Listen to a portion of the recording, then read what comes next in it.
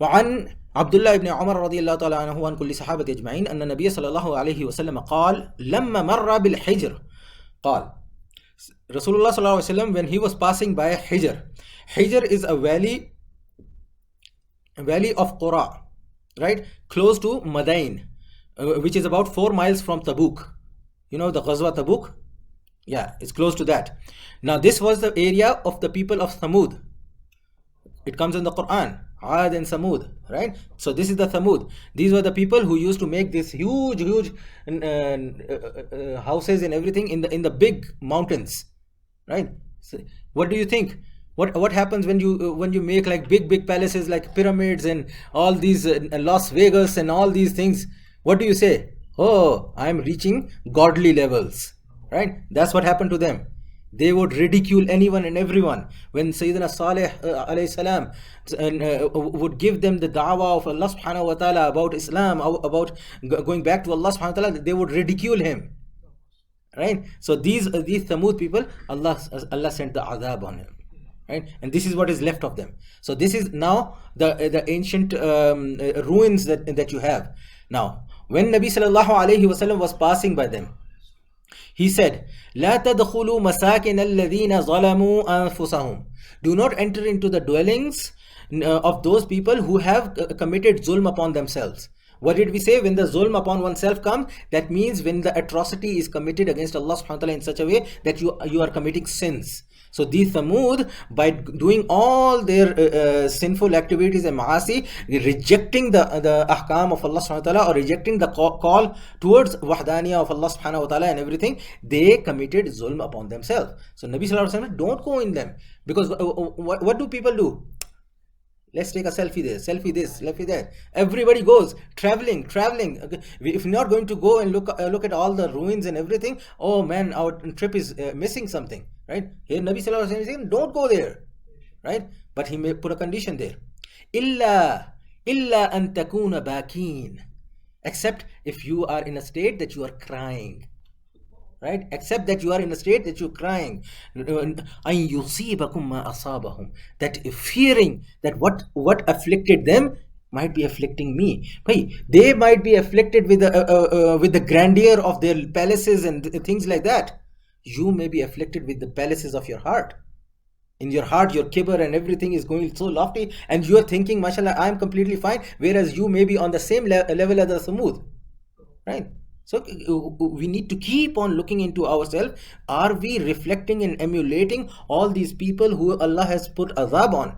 Nabi sallallahu alaihi wasallam is saying that don't even go to these places, because it is quite possible that you might feel the overawe of what they have done, what they have committed, and you may feel like, oh man, they reached the heights.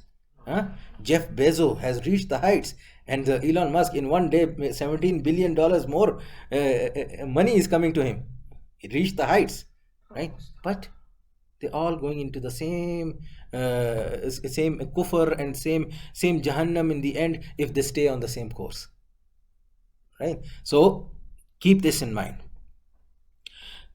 Keeping this in mind, now the default rule is what? If there are old areas like Dead Sea, right, or places where the azab has come, we don't go. We don't need to go. Okay, the ibra does consideration, or taking consideration from there, or taking heed from them to revert to Allah. We don't need to be there, right? I showed you the pictures. Now you don't need to go there and take picture, right? You can go into Google and search it as well, right? So khalas, traveling is finished. What you need to do is take heed from that. See how such big palaces become complete ruins with nobody in them. Nobody making any dhikr of Allah. No talk of deen. Nothing in there. Absolutely, completely barren now. Right? Where is the grandeur of those people? Not there. So this way, you can always take heed from all these things, all these places. Now, thereafter, the hadith mentioned what Nabi sallallahu alaihi wasallam did, because sometimes when you're traveling, you have to pass through, right? So, ثُمَّ قَنَعَ رَأْسَهُ. Nabi sallallahu alaihi wasallam then took the rumal and he put the rumal on top of him. so that he doesn't even look at those places, right? And then وَأَسْرَعَ السَّيْرَ حَتَّى اجْتَازَ الْوَادِي. He picked up his pace and started moving hurriedly, and he hurried out of that valley as soon as he could so he can pass away from the valley. So he does not get tempted, or he does not even get an hallucination of what might be there, right? So we may think of it in this manner, but you may also look at other places that Allah subhanahu wa ta'ala has kept for our ibrah all around the world, right? It could be anything, stone hinges, right? Why are they there? I don't know. You've seen the picture. Why do you need to go and look for it, right? Just to take pictures? It's not worth it, right? So you could have taken that time, go to Haram, man, see the Kaaba, right? See the Rawda, right? Meet Nabi Sallallahu Alaihi Wasallam. Yes.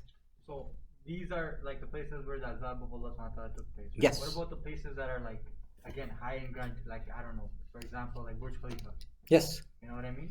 Like that, you will look at it, wow, like, man made that sort of thing.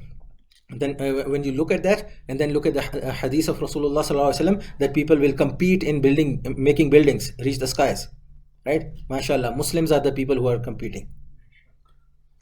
Such was the mentality. This is called, as they say, the Baddu mentality, meaning the Bedouins, the no understanding of what's right and wrong. Allah gave them so much money they could have spent for goodness.